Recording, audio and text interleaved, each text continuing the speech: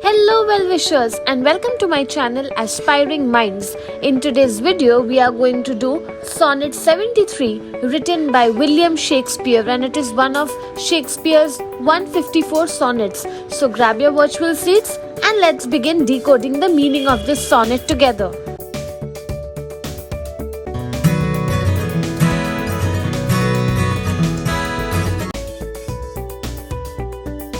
You must be wondering, what is a sonnet?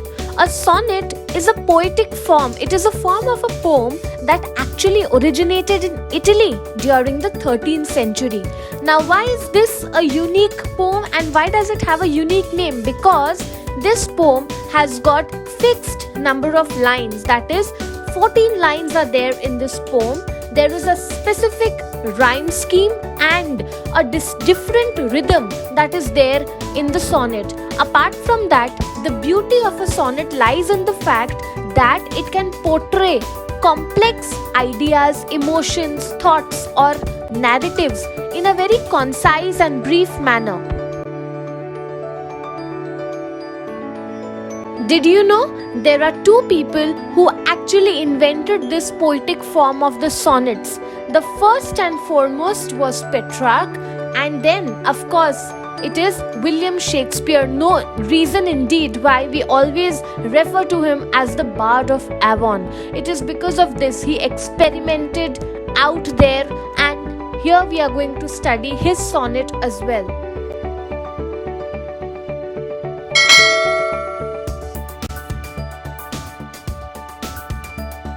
Now, Sonnet 73 explores the theme of love, time, mortality, and the poet's reflection on his own aging and inevitable death. Sonnet 73 is particularly known for its rich metaphors, and it paints a beautiful picture of the passing of time and the transience of life.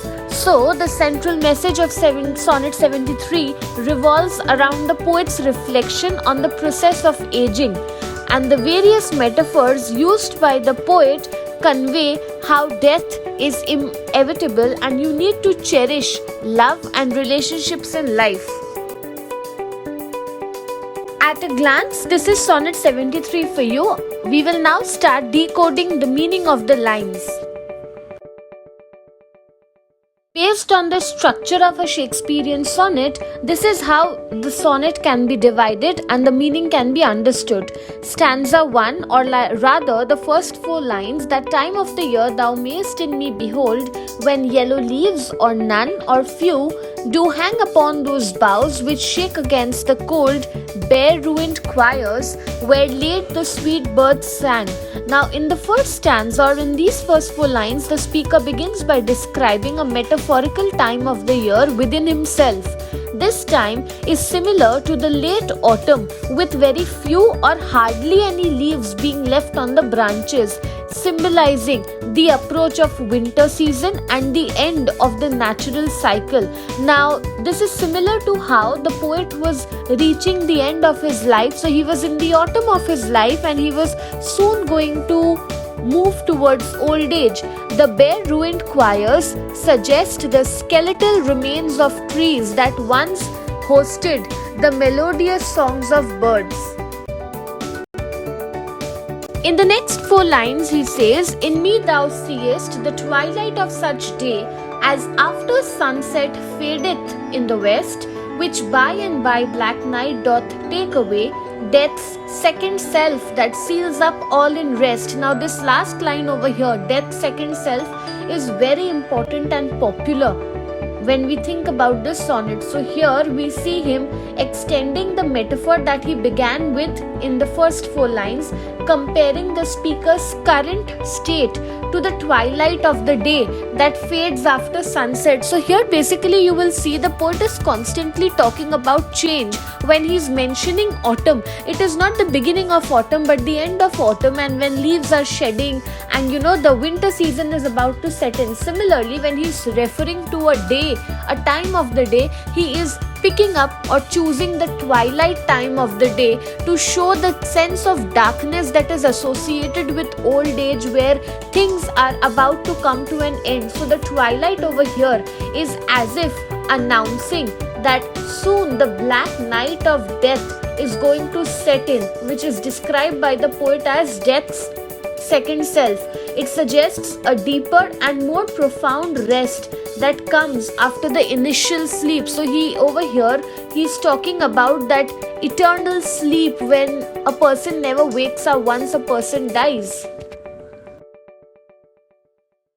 In the next 4 lines, he says, "In me thou seest the glowing of such fire, that on the ashes of his youth doth lie, as the deathbed whereupon it must expire, consumed with that which it was nourished by." Very beautifully Shakespeare used to write. So here we see him introducing another example, another metaphor, portraying the speaker as the remaining embers of once vibrant fire. Now you all must have experienced or seen a bonfire.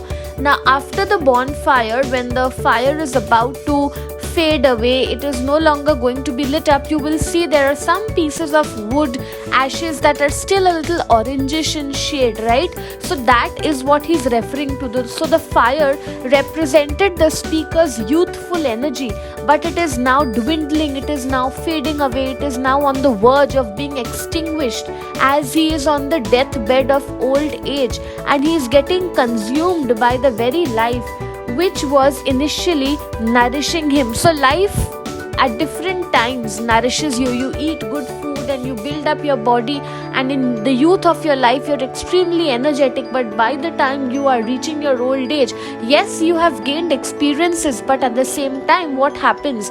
Your bodily physique, it starts diminishing. The nourishment, no matter how much you try to nourish yourself, you see that you will not be able to have that same strength you had in your youth. So, and have you ever tried to stop and reflect the very fact how people start shedding their teeth, their hair gets lost? Why is this happening? The vision is now you cannot see properly, you cannot eat properly.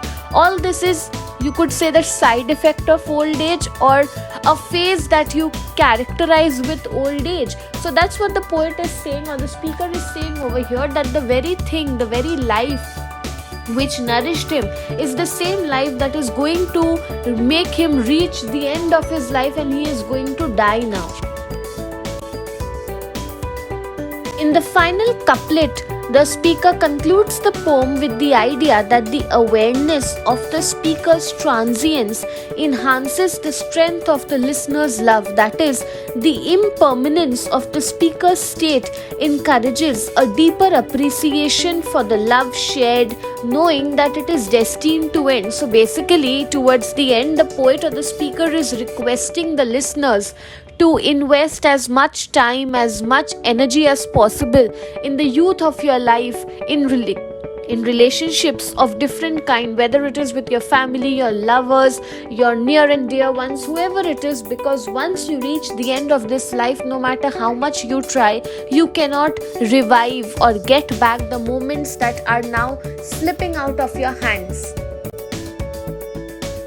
So there are 3 major themes that the poem talks about. First being the transience of life. Now what is it that the poet means by transience of life? Now we will see that Sonnet 73 explores this theme. The imagery used of the autumnal decay with yellow leaves, the bare ruined choirs, captures the inevitability of aging and the approach of death. The poet uses the metaphor of the changing seasons to symbolize the various stages of life, which further emphasizes the fleeting nature of each. The progression from vibrant, lively, youthful stage of spring and summer to a desolate, sad, gloomy late autumn shows the journey of life from youth to old age. So the speaker over here is presenting an example from the natural world to show the universal truth that, like seasons, life also follows a cyclical pattern with a definite end point being death. The metaphor of seasons in Sonnet 73 is a powerful medium for expressing the stages of life. Spring represents youth, energy, vitality. Summer represents fullness of life. autumn signifies aging and decay, and winter ultimately symbolizes death.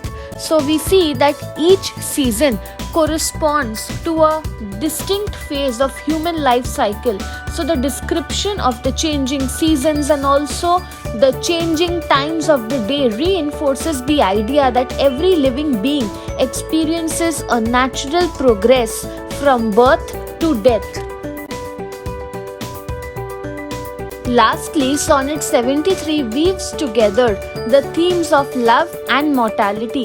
The awareness of the speaker's approaching death adds a layer to the expression of love within the poem.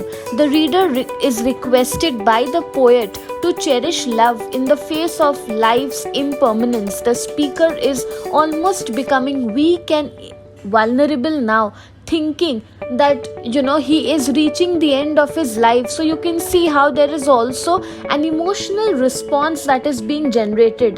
The combining of the elements of love and mortality suggests that life is extremely uncertain, and it further emphasizes and intensifies the importance of relationships in life. We indeed need to cherish all these important relationships in life. So in summary, we can say that Sonnet 73 engages with these themes in a very harmonious manner, creating a rich poem of emotions and gives us enough matter to reflect upon.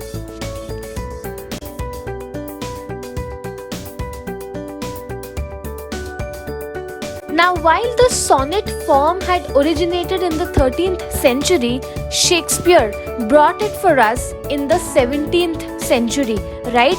And apart from that, Shakespearean sonnet is also known as the English sonnet. There are 14 lines in this form of sonnet as well.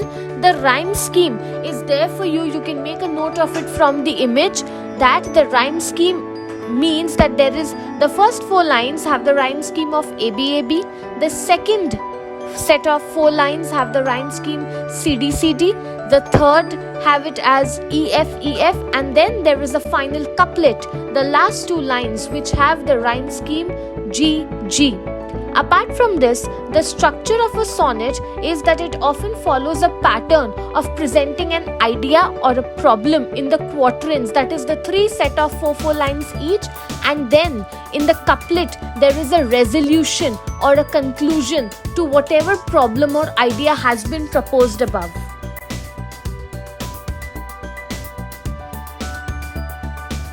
So that's it from this video. I hope you liked it. Do hit the like button, subscribe to my channel for more such future updates. Thank you for watching.